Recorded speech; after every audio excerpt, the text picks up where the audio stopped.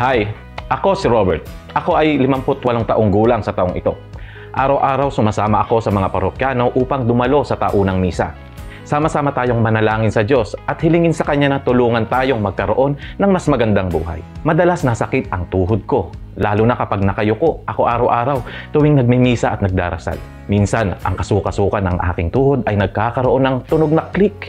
Ang tunog na parang nakakaramdam ng tuyo. Sa bawat pagluhod ko, hindi mabata ang aking sakit. Pinagpala ako ng Diyos. Amen.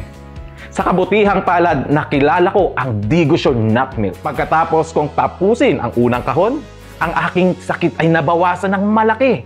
Ang ingay sa aking mga tuhod ay nabawasan din ng malaki. Wala nang sakit, mas masarap kumain, mas mahimbing ang tulog.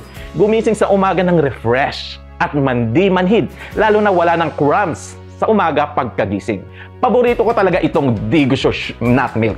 Nawala ang lahat ng pananakit ng kasukasuhan ko after about a month. That's the reason why I chose this milk. Ito ay naiiba sa lahat ng mga linya ng gatas dahil ito ay inihanda mula sa natural na mani.